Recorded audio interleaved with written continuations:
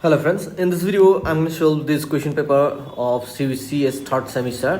Okay, actually I have stopped making videos on CBCS course, but this was a request from students having backlogs. Okay, so that's why I have decided to record it again. So this is question paper of 2023 Dibrugarh University BSc third sem, paper C-5. Okay, so before we start, please do subscribe the channel, hit the thumbs up button, also share with your friends. So here is the first question. Choose the correct option. The value of error function of infinity. Okay, error function of infinity, that is equal to 1. Just you need to remember this. Okay, and let me take the next question. Value of gamma function of minus half. Okay, so we know that gamma function of n plus 1 is given by n into gamma function of n. So we can write the minus half like this. Here we have gamma function of minus half, so it can be written as half. You see, it can be half minus 1, right? It can be written half minus 1.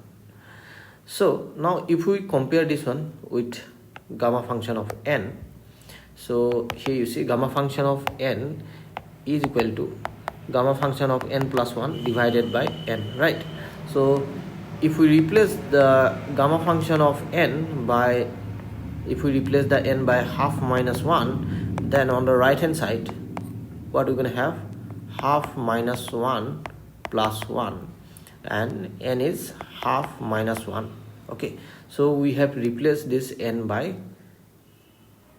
half minus 1. Not only this n, all the n's are replaced by half minus 1. Okay, so here gamma function of this half minus 1 is nothing but minus half, and here you see minus 1 plus 1 gone, so we're gonna have gamma function of half here and divided by minus half. So we know that hope you know this, that gamma function of half is root pi. Gamma function of half is root pi. Hope you know these values. Okay, so if you don't know, please watch the videos on gamma beta function. Okay, links is in the description box. Okay, now this is replaced by root pi, and here we have minus half, so it will be equal to minus 2 root pi. So correct option is this, so option 3. Okay, now let me show you this one, C. Okay, now let me clean this first. Okay, so now see how to solve this. So this value, now you see, to evaluate this you must remember this relation, integration from minus 1 to plus 1, Pn of x whole square dx, this is whole square, Pn of x, okay, is equal to 2 divided by 2n plus 1. Okay, you must remember this. So here n is equal to 3. In this case we have P3, right? N is equal to 3, so it's gonna be equal to 2 by 2 into 3 plus 1, that's gonna be 2 by 7. So correct answer is 2 by 7, option 2, right? So now let me take the next question. So here you see we need to find the value of Hermite polynomial h2x. According to definition of Hermite polynomial, hn of x is equal to minus 1 to the power n, second e to the power x square, and second order derivative. Here we have hn, so nth order derivative with respect to x of e to the power minus x square, right? So as we need to find h2 of x, so here we need to take minus 1 to the power 2, n should be replaced by 2, and e to the power x square, here nth order will be now second order derivative of e to the power minus x square, right? Hope you have understood this.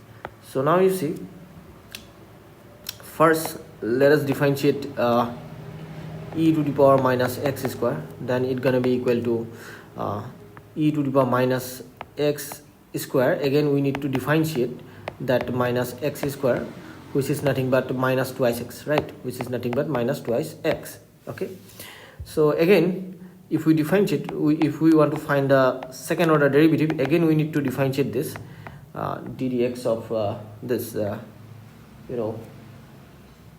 minus twice x e to the power minus x square. We need to differentiate this. Okay, so if we differentiate this using u into v rule, this is u, and let me take this as v. Okay, and derivative of u into v, derivative of u into v is u derivative of v plus v derivative of u. You know this rule. If we do that, then what we're gonna have? So we're gonna have, so minus 2 is taken outside the differential.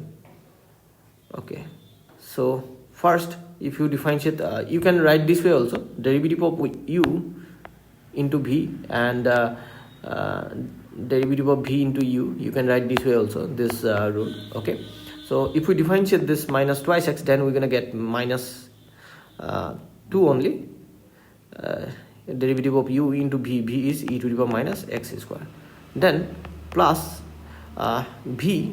derivative of v, derivative of this we know already that minus 2 e to the power minus this minus 2x of into e to the power x. We know this, plus minus it becomes minus, then into into u, this is derivative of v, into u is minus twice x, right?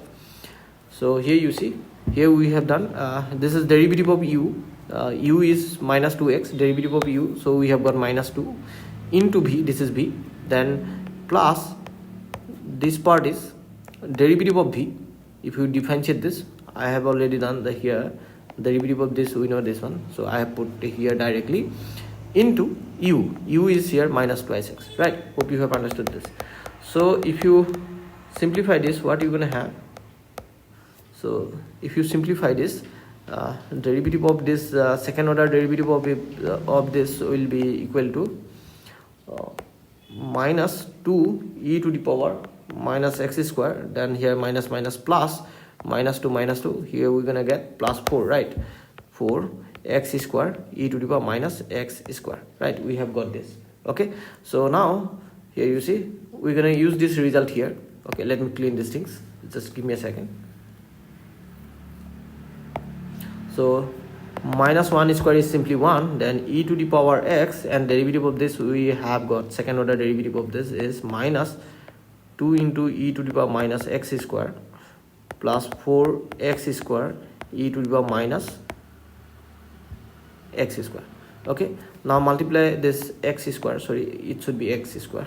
Okay, if you multiply this, then e to the power plus x square and e to the power minus x square, e to the power 0, that's why we have got minus 2, then 4x square, then again e to the power plus x square e to the power minus x square, that's going to be e to the power 0, so that's why we have got this result. So here this is the option 3, 4x square minus 2, right? So this is the correct option. Hope you have understood this. So now let's solve the next question. Here you see, according to the Parseval's formula, this is equal to, so you must know this formula to in order to answer this, that according to that formula it's supposed to be option 2. This should be the correct option. Option 2 is the correct option. Okay, so now let me go to the next question. Here you see, here question number 2, I have already answered this question in a video that is first lecture of Fourier series. Just link is in the description box. I have written question number 2a answer and link is there. Skip the video 5 minutes 30 seconds, then you will get this answer. Okay, hope you have understood this. Then I have already solved this question. That link is also in the description box, 2b, and the link is given. And I have solved this one also, 2c also. I have written 2c and the link is given. Okay, then the remaining questions will be solved in the next video. Thank you for watching. See you in the next video. Stay connected. Bye bye.